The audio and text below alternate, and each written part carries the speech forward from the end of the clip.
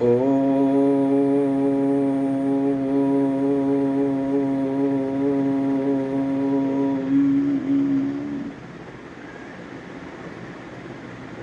आदरणीय बंधू भगिनींनो,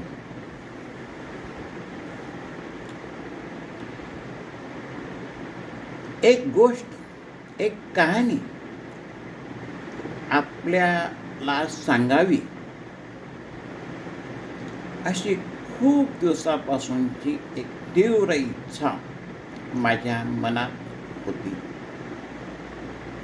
ती आज मूर्त स्वरूपात येत आहे.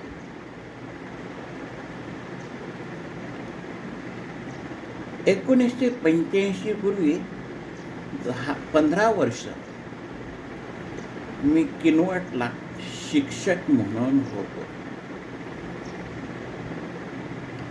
तेथे असताना काही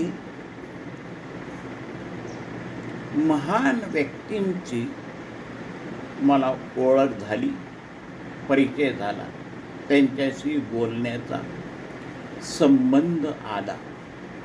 मुद्दाम मी घडवून आणला समज त्यांच्याशी बोलायला, त्यांच्या घरी जाऊन बोललो. अशाच पैकी एक आहेत थोर स्वातंत्र्य सैनिक अनास पुढे. त्यांचं पहिलं नाव काय मी विसरलो, क्षमा असावी. अनास पुढे. त्यांच्या पत्नी शिक्षिका होत्या.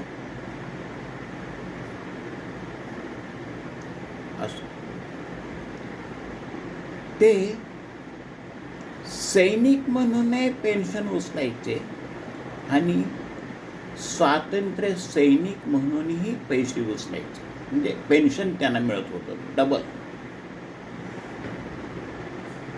मी त्यांना कुतूहलाने विचारलं की हे असं कसं, सैनिक आणि स्वातंत्र्य सैनिक हे दोन्हीचं कसं काय? ते सांगायला सुरुवात केली.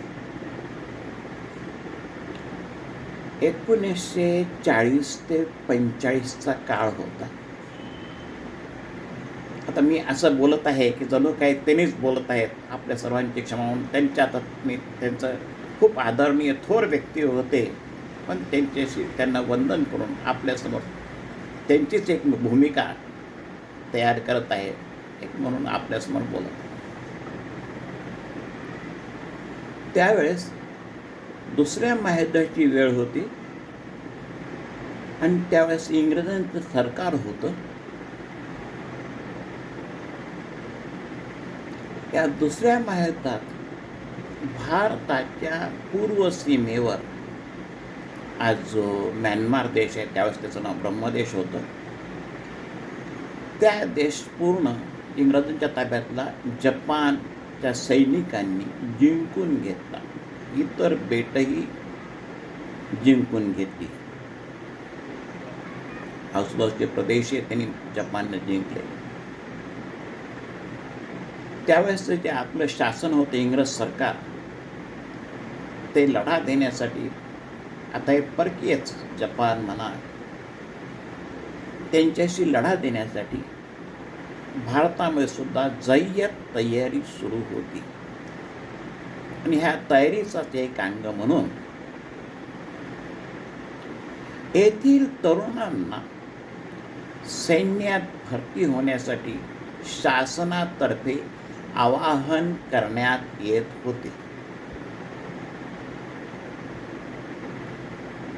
आणखी त्यात भर म्हणजे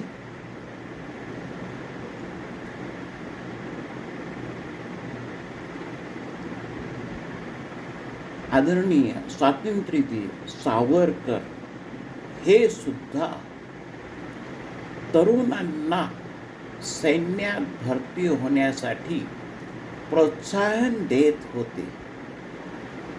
ते म्हणायचे का आज ना उद्या आपला भारत देश पूर्णपणे स्वतंत्र होणार आहे. ते दृष्टी होते, ते पुढचं भविष्य जाणणारे होते. आणि त्यावेळेस आपल्याला आपल्या सैनिकांची आवश्यकता पडेल यासाठी भारतीय तरुणांना ते आवाहन करत होते की सैन्यात भरती व्हा.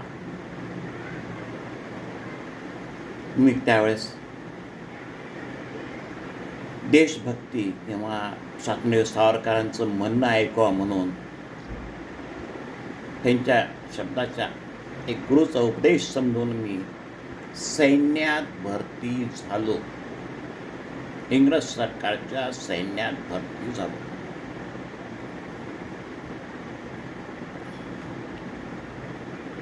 आजचं म्यानमार ब्रह्मदेश त्यावर तिथपर्यंत जपानचं सैन्य आलेलं होतं.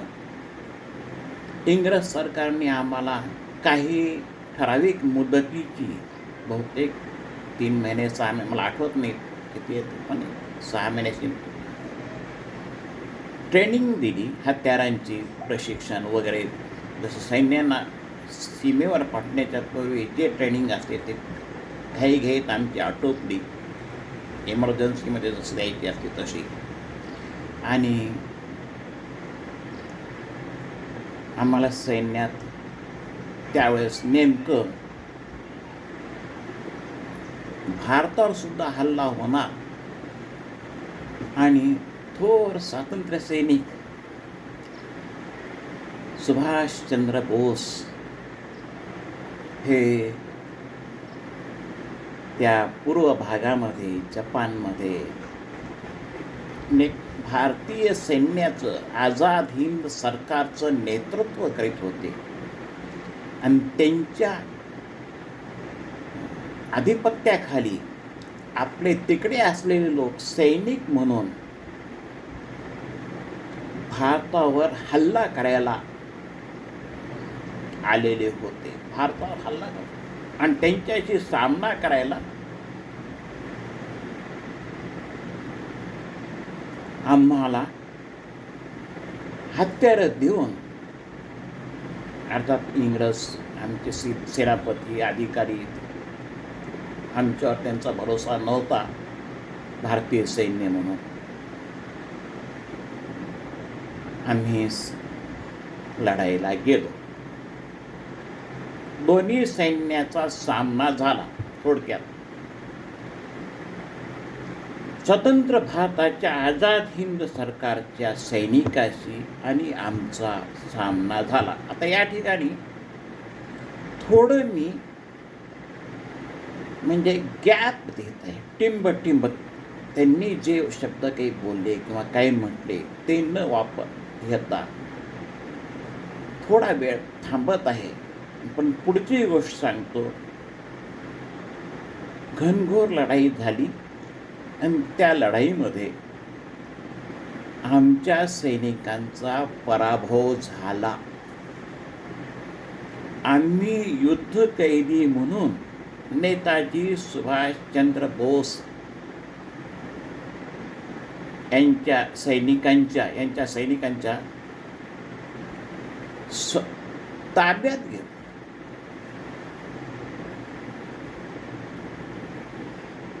त्या आझाद हिंद सरकारच्या सैनिकांनी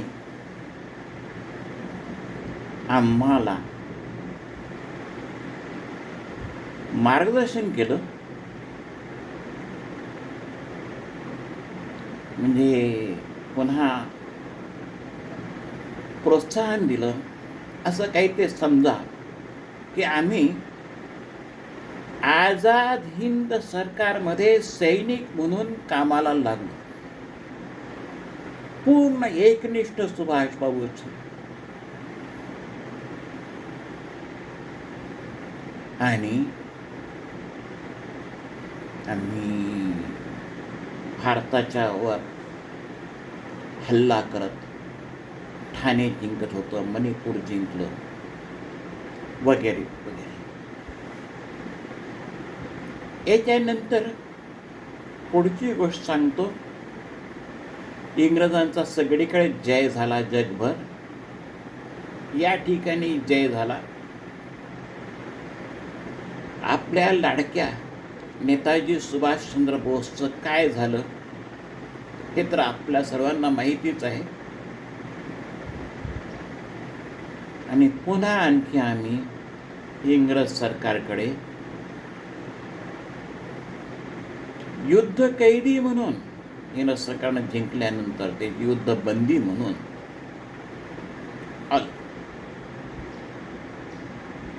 म्हणजे एकदा आझाद हिंद सरकारचे युद्ध कैदी म्हणून आम्ही होतो आणि नंतर भारत सरकारचे, इंग्रज सरकारचे युद्ध कैदी म्हणून आम्ही होतो.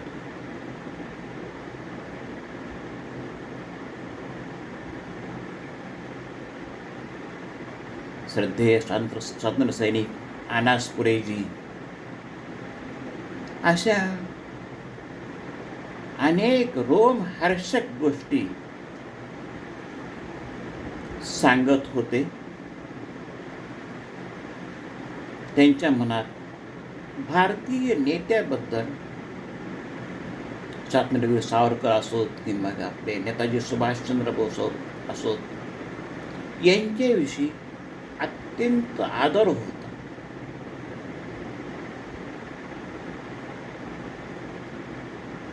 मी इतिहासाचा शिक्षक म्हणून नंतर बरीच वर्ष काम केली